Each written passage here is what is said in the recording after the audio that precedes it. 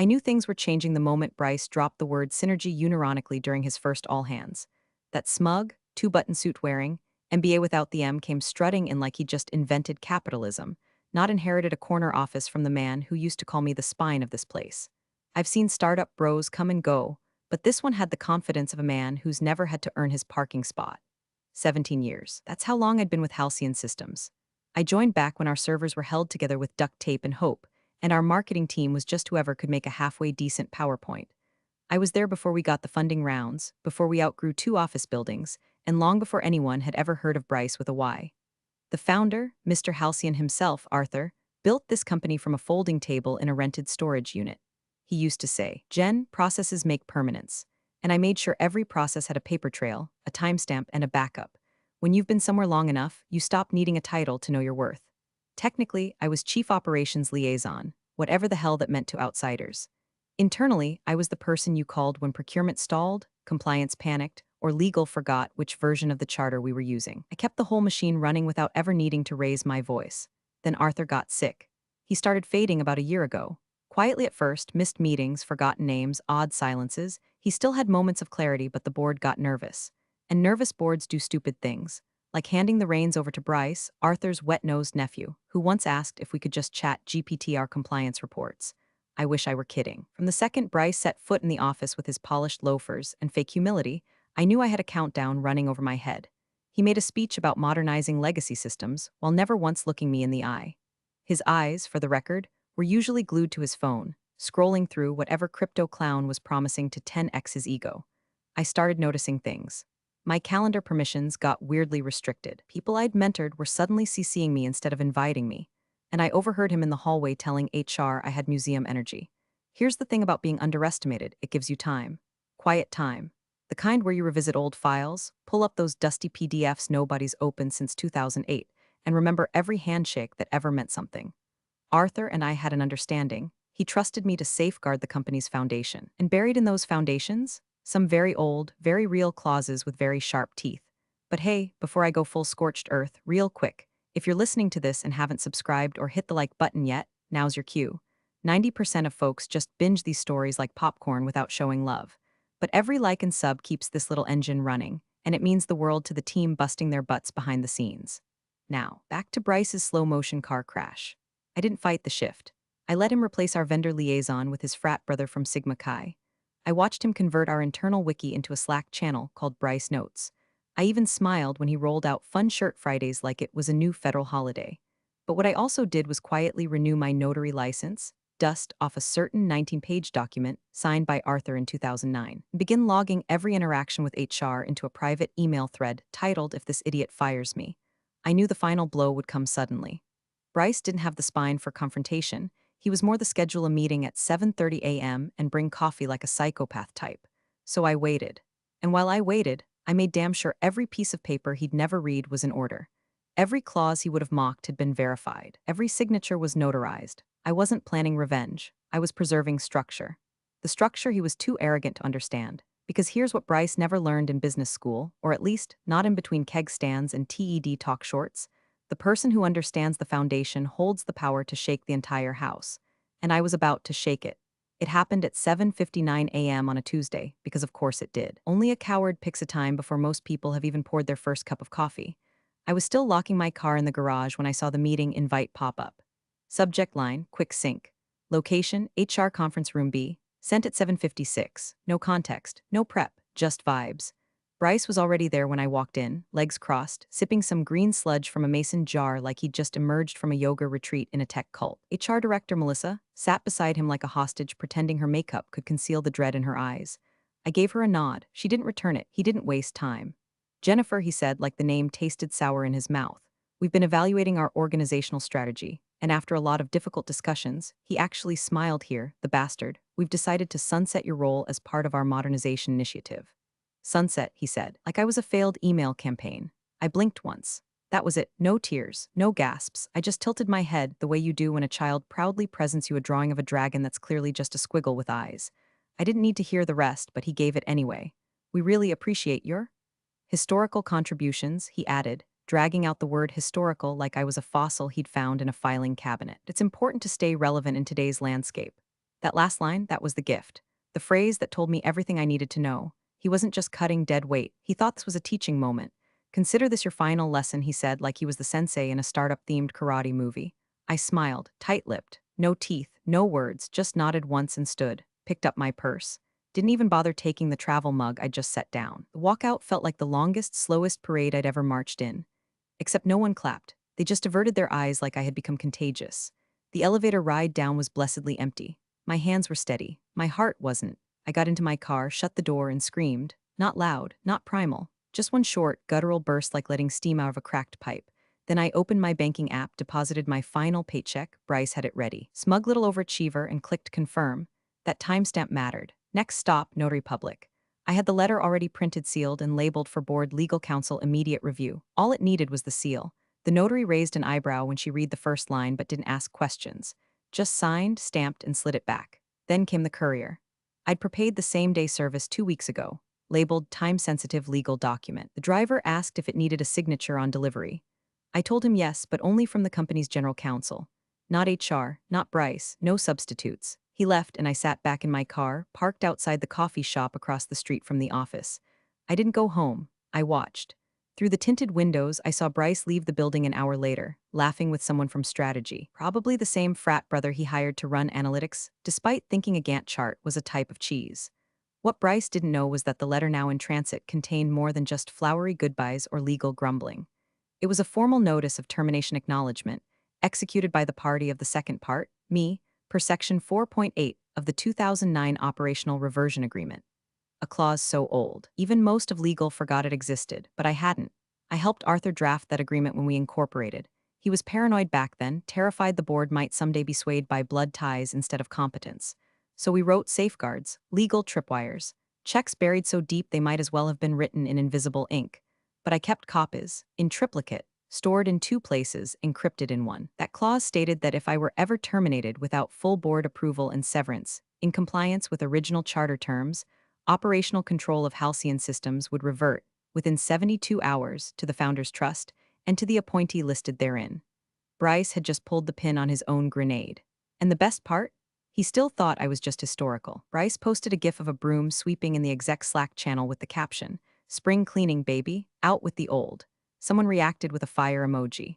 Another added the little clapping hands. I know this because someone forwarded me the thread. They shouldn't have, but they did. Loyalty's a funny thing. It doesn't always fade just because you're no longer on payroll.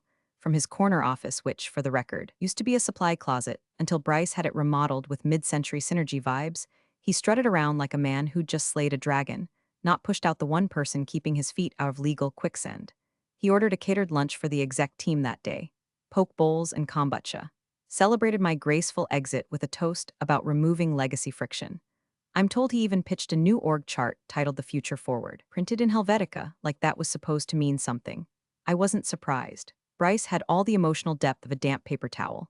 What I was counting on was his arrogance. The same arrogance that made him shrug off the legal memo his assistant slid under his smoothie that afternoon. I imagine it went something like this. Hey, legal flagged something in the old governance archives about Jennifer's termination. They said it might warrant review. Bryce probably waved it off between bites of his kale avocado whatever. We sunsetted that clause years ago. Let compliance run in circles if they want. But we hadn't, because I hadn't let them. Every 3 years like clockwork during compliance audits, I ensured the reversion clause stayed active, recertified, re-notarized, and I had the PDF trail to prove it. Most of the current team wasn't around in 2009. They didn't know the founder's paranoia ran deep. They didn't know that I was the one who helped design that clause, back when we both believed Halcyon needed permanent safeguards from, well, exactly what Bryce had become. It wasn't revenge. Not really. It was just continuity. Meanwhile, the courier was halfway across the city, tracking GPS pings as he weaved through traffic. The envelope in his satchel bore my seal, the same one Arthur and I used back when we filed our first Delaware incorporation paperwork.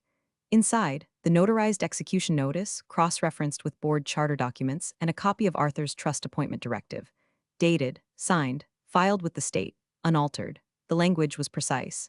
In the event that Jennifer L. Crane is involuntarily terminated without documented cause, and if said termination fails to meet the severance and board notification standards outlined in Article 7.2, then operational oversight shall revert to the Founders Trust.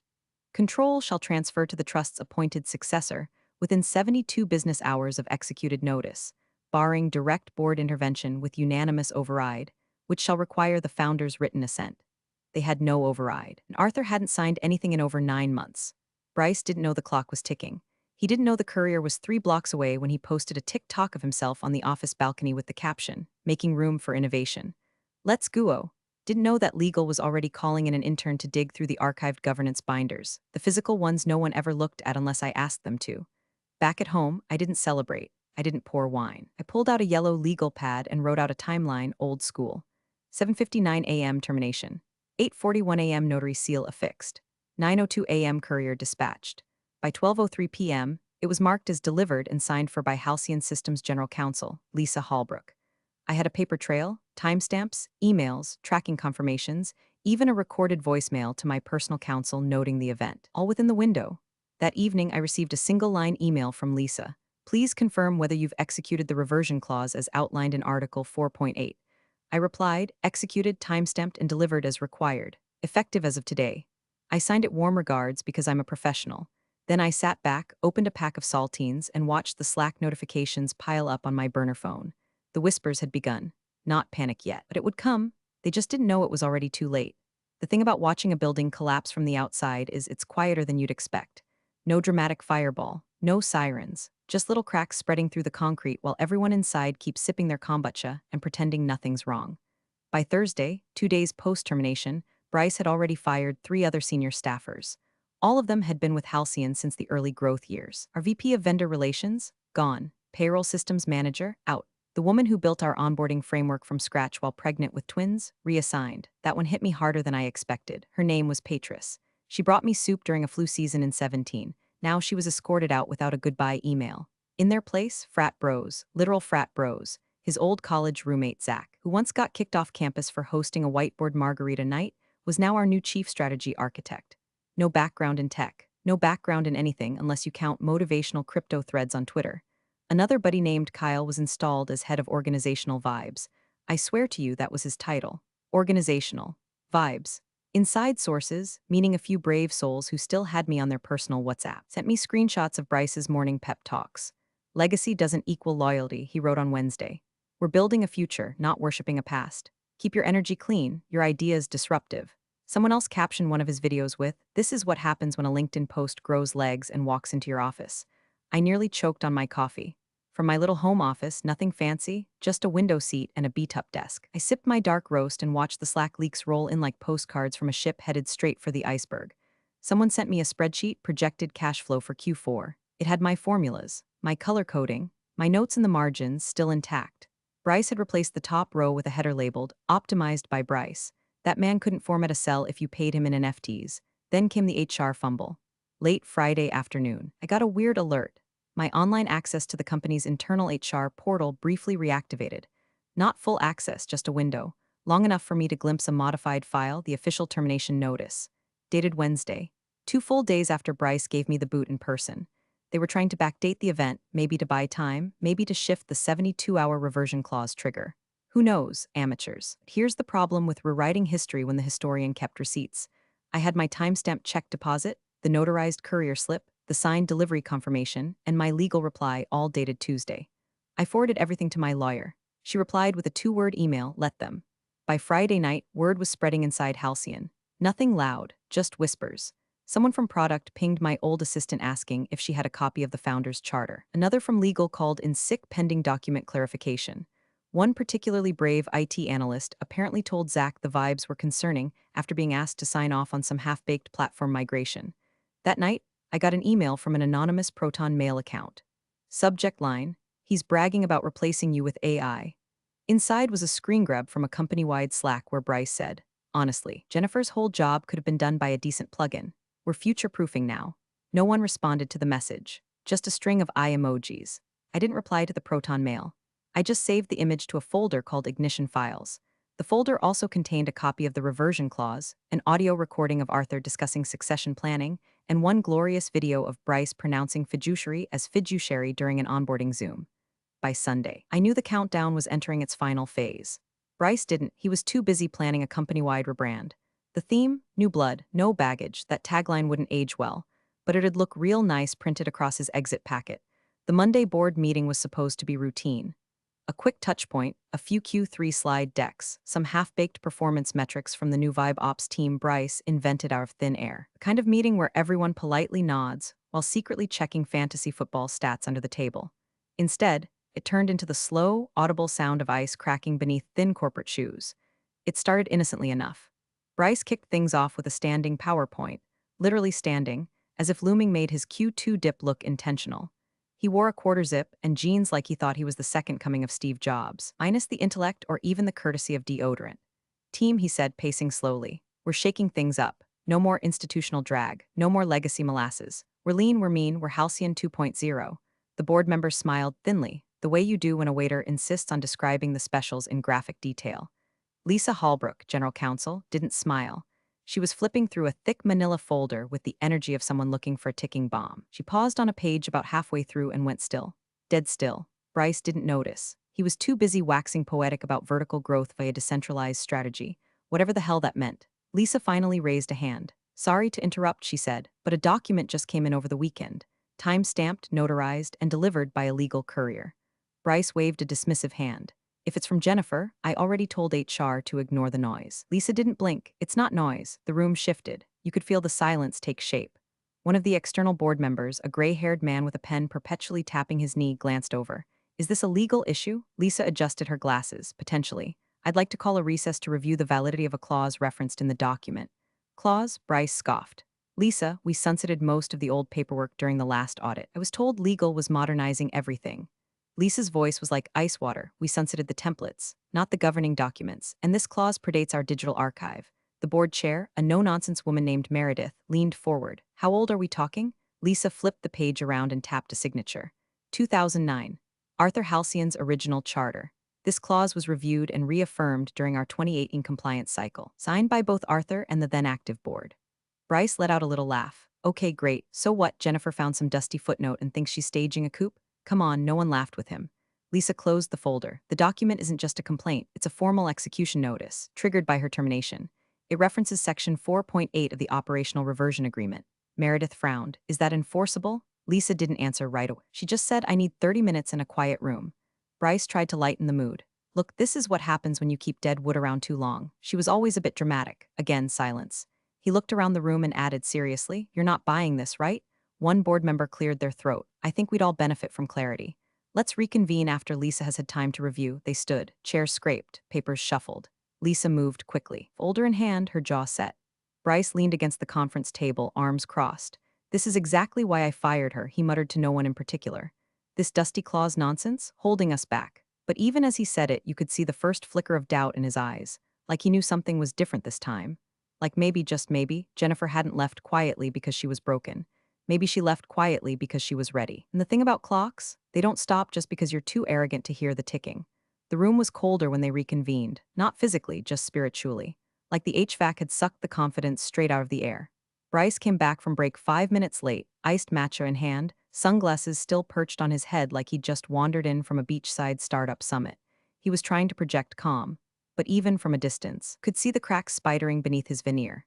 Lisa Hallbrook returned with 2 additional folders. One red, one black, and a look on her face like she'd just read the last page of a horror novel, one where the monster had been in the house the whole time. Meredith, the board chair, wasted no time. Lisa, your findings? Lisa didn't sit. She remained standing, one hand on the black folder. The clause in question, Section 4.8 of the Operational Reversion Agreement, is valid. It was reaffirmed during the 2018 compliance cycle, certified by Arthur Halcyon and 2 prior board members, one of whom is still serving. One of the gray hairs nodded slowly, clearly doing mental math on whether he'd signed something while half asleep at a retreat in Napa. Lisa continued. The clause was designed to prevent unilateral termination of key legacy personnel without full board review and severance compliance. If violated, it triggers a 72-hour reversion period. We're already 48 hours in. Bryce rolled his eyes and leaned back in his chair. Come on, that clause was always symbolic. You said so yourself years ago. It was like ceremonial, not enforceable. Lisa didn't blink. No, I said it was obscure, not symbolic, and it's enforceable. The severance terms were not met. The board was not notified in writing prior to termination. Founders Trust holds final authority in the event of a reversion. He sat up straighter. You're saying this thing, it's real? Lisa opened the black folder. Inside was a printed copy of the clause, signed by Arthur and initialed by Jennifer Crane, dated, stamped, and notarized. It's not just real, Bryce, it's active. And if we don't find a way to reverse it within the next 23 hours, operational control of Halcyon Systems reverts to the appointee listed in the trust. Bryce scoffed. Arthur hasn't updated that trust in years. You think he even remembers what he wrote down? Lisa's tone shifted. Sharper now, that doesn't matter. The trust has legal standing. And unless we can produce an updated document, which I've confirmed we cannot, then we are bound by what was last filed. Bryce stood, pacing. No, this is insane. This is not how governance works. You can't just undo a CEO because someone found a dusty binder. Pen-tapping board member finally spoke. You fired someone with a direct connection to the founder and assumed the paperwork wouldn't bite back. That's not a dusty binder, Bryce. That's a loaded gun you handed her. Bryce turned on Lisa. Why didn't legal flag this sooner? Lisa was calm. Too calm. We did. I emailed you a week before her termination suggesting we conduct a legacy document audit. You replied with a thumbs-up emoji and lol. A beat of silence. Meredith exhaled, slow and deliberate. So what happens if the clock runs out? Lisa opened the red folder this time. Then the appointee listed in the trust assumes operational oversight of Halcyon Systems, interim or otherwise, until such time as the board votes to restructure the charter. And the founder's written override is required for any changes. Arthur can't even hold a pen, Bryce muttered. Lisa's voice dropped. Then I suggest you use the time left to get creative. Bryce looked at the board. Desperate now, we can contest it. File for emergency injunction, delay the clause. Lisa, you'd need standing, which you don't have. The clause explicitly removes power from the acting CEO in the event of a triggering event. Then I'll call Arthur. He's under medical supervision. And you're not on the authorized contact list for trust matters. Jennifer is. The room froze. Meredith turned slowly. Excuse me, Lisa nodded. She was granted contact privileges in 2021. She's the only non-family individual with access to the trust files. Bryce dropped into his chair like someone had cut the strings in his knees. You're telling me she's the one? Lisa didn't answer. She didn't need to, because even Bryce could see it now. The one person he'd fired to prove a point had just become the point. And the worst part, we're still 23 hours left on the clock. By Tuesday morning, the walls were officially sweating. Bryce hadn't shaved. His once gelled hair stuck up in defiance, like even his follicles had turned on him. He paced the boardroom with the wild-eyed energy of a man trying to speedrun denial. The aura of startup swagger he wore like cologne had curdled into something desperate and thin. The board had reconvened early. Phones off. No assistants. No snacks. Just 12 people in a room trying to determine whether the company was about to legally eat itself. Meredith opened the meeting without pleasantries. We've confirmed the clause is active. We've confirmed the trigger conditions were met. The trust is holding. There's no override from Arthur on file. She looked at Lisa. Which brings us to the next step, Lisa said. Her voice was measured, clipped, lawyer clean. We need to confirm the identity of the named appointee. The Founders Trust designates a successor in the event of operational reversion. She placed a sealed manila envelope on the table, the kind that made paper feel like it could detonate. This file has not been opened since it was placed into trust custody in 2019. Sealed in the presence of Arthur Halcyon, 2 witnesses, and a notary public. There is one name inside, the appointed successor. Bryce let out a bitter laugh. This is a joke, right? You guys seriously want to roll company control based on an envelope? What is this, Willy Wonka corporate edition? No one answered. Lisa just stared at him, then slowly slid open the top of the envelope with a letter opener. She slid out a single ivory sheet, unfolded it, silence. She didn't read the name aloud, just paused, read it again, then turned the paper and passed it to Meredith. Meredith read it. Her brow creased, not in confusion, but in recognition. She exhaled once, sharp, almost like a cough that caught on a memory. She passed the paper to the board member beside her, and on it went. One by one, the sheet made its quiet, devastating pilgrimage around the room. No reactions, no questions, just a shared understanding that something irreversible had just arrived. Bryce's voice cracked. Can someone just say it out loud? No one looked at him. He stood up. Say the goddamn name. Meredith finally turned to him. Her face unreadable. Jennifer L. Crane. The words fell like a stone in a frozen lake, no splash, just a long, deep crack that kept spreading. Bryce actually stumbled back a step like the oxygen had been sucked out of his lungs. No, that's not possible. She was just operations. She was trusted, Lisa said quietly. He stared at her. You knew, I suspected, but I didn't know until now. Bryce ran a hand through his hair and let out a wild, dry laugh. You're telling me I fired the woman who's now legally in control of this company? Meredith nodded once. Yes, that's exactly what you did. He looked around the room like a man searching for escape hatches in drywall. We can override it, right? We can vote or no override without Arthur's written consent, Lisa interrupted. And as you've been reminded, Jennifer is the only one with trust access. If he's lucid and if he chooses to write something different, it has to go through her. The clock on the wall ticked, loud, obnoxiously loud. There were 15 hours left before the 72-hour window closed. 15 hours before control transferred fully, formally, irrevocably. And the name written in Arthur Halcyon's hand wasn't Bryce, it was Jennifer. The legacy molasses, the dead weight. The woman he thought he'd pushed off the chessboard, except she wasn't off the board. She was the board. By 9 o'clock a.m., Bryce had called me 6 times. The first voicemail was cocky. Hey, Jennifer, look, we may have gotten off on the wrong foot. Let's talk, yeah? Water under the bridge and all that. The second had a little more wobble. I think there's been a misunderstanding. Legal's kind of freaking out, and I'd love to clarify a few things if you're available. The third was just, please call me. Please. I didn't listen to the rest. I let them pile up like trash on a curb the night before collection. No response. No forwarding. No signal. Bryce was starting to understand that silence is its own language, and in this case it was screaming. Meanwhile, inside Halcyon HQ, the executive Slack channels had descended into the corporate version of a prison riot. Legal couldn't contain the leak. Someone, probably from the board, had whispered to someone at Venture Ledger that a legacy clause was in play and that the CEO's authority was under legal review. By noon, PR had fielded 9 calls from tech journalists. The 10th came from a local station who caught wind of executive instability and sent a camera crew to the front steps, just in time to film an intern having a panic attack outside. Bryce tried spinning it. He drafted a statement about collaborative transitions and elevating legacy leadership to advisory roles. Legal wouldn't approve it, said it could be interpreted as confirmation of loss of control. So he sent out a company-wide email titled, Leadership Update Clarifying the Path Forward. Inside, nothing but fluff. No mention of the clause, no mention of the founder's trust, just a bloated wall of buzzwords stapled to panic. Within minutes, reply all came in from someone in accounting. Just 3 words, is Jennifer back? That email was forwarded to me by 5 different people, each with a different emoji reaction. Back inside the boardroom, Bryce was clawing at shadows. He pulled Lisa aside. There has to be a way to delay this. Revoke the clause, challenge the trust, something. Lisa didn't blink. We've reviewed every scenario. There's no legal footing. Your only option is Jennifer, then get her on the phone. She's not answering your calls, then you call her. Lisa sighed. This is the reckoning, Bryce. You lit the match. You don't get to be surprised the house is on fire. By 3 o'clock p.m., a decision was made to inform Arthur. His health had deteriorated sharply in the last few months, limited speech, limited energy, but he was still lucid in short bursts. And most importantly, still legally competent. The trust executor flew out that morning. Bryce wasn't allowed in the room. Instead, Lisa went.